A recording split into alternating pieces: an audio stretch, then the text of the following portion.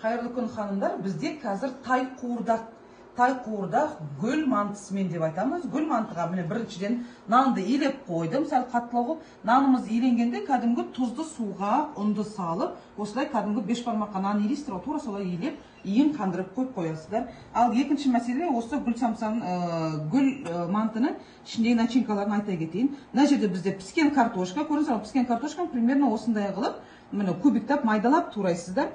Піскен сәбіз, бұны да кубиктап майдалап турадым. Піскенде кәдімгі жуа дейміз, бұны пияз дейміз.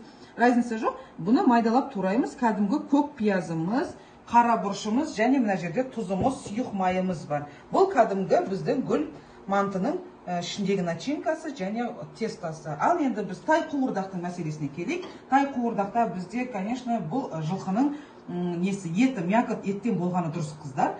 Және бұл тай қуырдақтың ең основном өзінің жасалу әдісі өкпе, бауыр, құйрық майы, жүрек дегендерден тай қуырдақты негізі содан жасайды. Бірақ енді көбісі өкпе, бауыр, любитель болмағандықтан біз кәдімгі жылқының мякот етінен бастадық.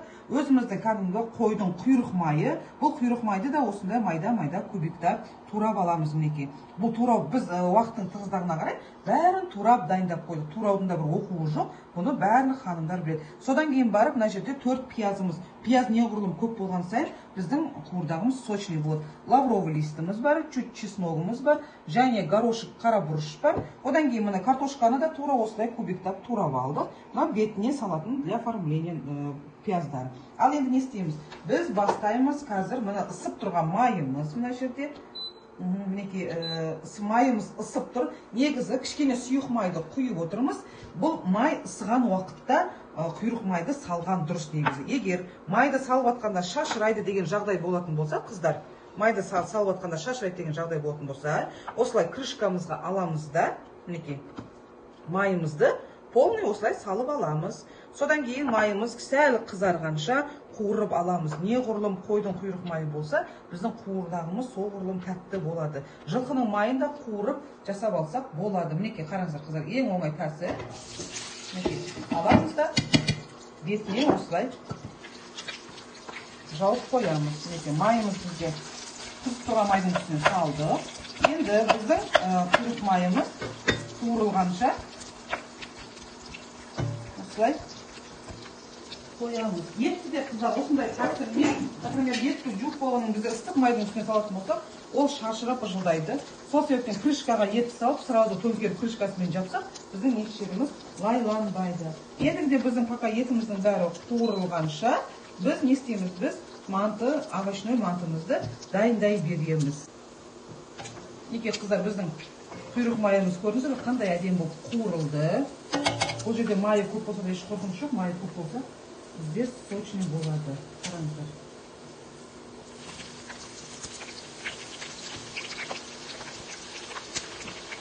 Пиязымызды төседік.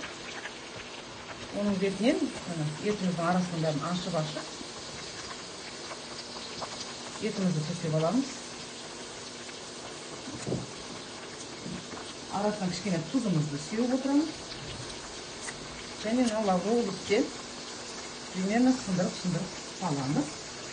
Үстінен тағы да пиязымызды төсейміз. Қыздар, неғұрлым пияз көп болған сайын бізде қуырдақ сочный болады. Енді тағы да үстінен етімізді төсеп алдық. Лавровый лист көп салудың да қажет емес. Көп салатын болсақ, иістің өзін құртады, одан кейін бір ащылау дәм береді. Үстінен тағы да кішкене тұз себеміз. Одан кейін мынадай горошек перцті бүтіндей салсақ та болады, және осылай өткізіп салсақ та болады. Егер горошек перц болмаған жағдайда кәдімгі пачкадағы перцтерді де қолдансаңыздар болады, қара бұрышты. Бірақ все равно горошектің өзінің вкусы, запах бір әдемі болып келеді. Бұны осындай көп мөлшерде жасап, қонақтарыңызды әдемілеп күтсеңіздер де, бұның өзі бір керемет тағам болады. Одан кейін бар қыздар, бұны негізі тай қуырдақ деп тағы да өзі жаңа айта кеттім ғой мен сіздерге, қуырдақтың өзінің бір ерекшелігі кішкене ғана чесноктан саламыз иіс шығу үшін. Негізі бұны өкпе, бауыр, жүрек, кәдімгі ішмай сондайлардан жасайды тай қуырдақ деген. Бірақ енді көбісі өкпе, бауырды любитель болмағандықтан осындай жылқының мякоть етінен жасадық. Қойдың етінен де жасауға болады, әрине қойдың еті сәл майлау болады. Одан кейін қыздар жылқының етін сәл мұздатып барып, кубиктап турасаңыздар, формасы әдемі түседі. Енді мінекей біздің етіміз қайнап жатыр. Оған үшін біз жаңағы гүл мантыны дайындаймыз. Енді біз не істейміз? Біз бұның астын сәл баяу басамыз да қойып қоямыз. Пока суы тартылып, өзі жұмсарып, піскенше суы тартылғаннан кейін бар, бұл уже өзінен өзі қуырыла бастайды. Ендігіде біз кішкене баяу отқа қоямыз. Мінекей, осылай жайрап, қайнап, жарты сағат тұрады. Біз оған үшін мантымызды дайындай береміз. Қыздар, мінекей біздің илеген нанымызды оның сеуіп әрмен қарай жаямыз. Бұны жайғанда қыздар қатты жұқа қылмаймыз, қатты қалың қылмаймыз, орташа жаямыз. Егер жұқа болған жағдайда біз қазір ортасына начинкасын салған кезде асты жылдам езіліп кетеді. Қалың болса бұл сүйкімсіз көрінеді. Сол себептен қазір көрсетем орташа жаю әдісін. Енді примерно барлық біздің қазақтың ханымдары нан жаюды беске біледі. Бұл же нан жаюдың үйретудің әдісі керегі жоқ. Уақыттың тығыздығына қарай мен примерно осылай көрсеттім. Енді қазір жайып болғаннан кейінгі әдісті көрсетем. Қыздар, мінекей тестамыз қалың да болған жоқ, жұқа да болған жоқ. Бұны аламыз да кәдімгідей сәл арасына ұн сеуіп, ұнды көп сеудің қажет емес. Мінекей кәдімгідей мантыға кесесіздер, дәл сол сияқты, бірақ жуандау қылмаймыз. Жіңішкелігін көріп отырсыздар. Қамыр сәл жұмсақтау үйлеп қойыппын. Бірақ қамырды кәдімгі мантыға елестер ғой қыздар, ет асқанға сәл қаттылау қылыпшы. Тура сондай илеген дұрыс.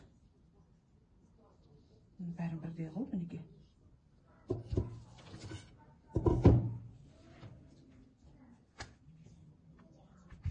Көрсен осылай текстеп аламыз да. Жалпақтағын примерно осындай аламыз қыздар. Көрдіңіздер ме? Манты миниатюрный әдемі болып шығу үшін жалпақты примерно мынандай ғой, міне 3 пальцы болып кету керек.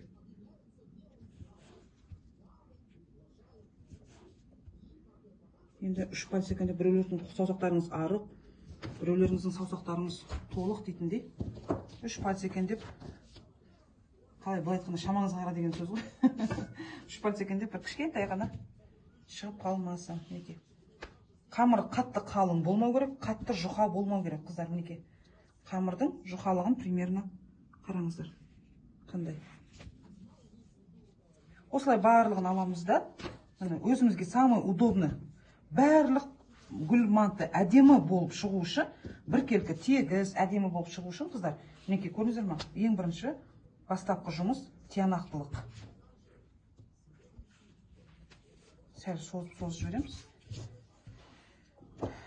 Тиянақтылық, мінекей, қараңыздар. Енді розочканыңкі примерно қалай айтсақ болады? Бір қарыс, міне. Осылай жүреміз. Қатты ұзын қылып істейтін болсақ та, біздің розочкамыз жалпақ болып кетеді. Сол үшін примерно бізге осындай формада розочка жетеді. Мен мына жерден примерно мастер-класс болғаннан кішкене расход шығарып отырмын. Бірақ ыңғайлап жаңағы ештеңке қалдырмай расход шығармайсыздар. Мінекей. Енді бұны не істейміз? Бұны қазір начинканы уже араластырамыз. Сөйтеміз да, мінекей. Біз начинканың бәрін осылай ішіне салып, көрдіңіздер ме, қандай миниатюрный әдемі болып шығады. Примерно кішкентай осындай ғана, орап, қазір мен сіздерге көрсетемін. Начинкалардың бәрін дайындалып. Наны негізі қыздар, шикіде жасауға да болады да, бірақ шикіде ұзақ уақытта пісіріп отырасыздар. Одан гөрі осылай тез картошкалардың бәрін пісіріп, кубиктап турап, заранее даже холодильникке салып қойсаңыздар да, бұның ешқандай суы да ақпайды, ешқандай ескірмейді де. Ал егер шикіде болып, мысалы, бір күн бұрын жасап қоятын болсаңыздар, әрине бұның суы ағып, картошкалар қарайып дегенде көрдіңіздер ме? Қандай цвет жасыл, сары, ақ цвет бұл жерде пайда болды. Ендігіде қараңыздар, кішкене қарабұлшымыздан себеміз. Егер бұл овощной манты чуть ащылау болсын дейтін болсаңыз, кішкене ащы перісті де салсаңыз болады. Бұның енді дәміне қарай тұзын саламыз. Тұздың өздеріңіз білесіздер, тұз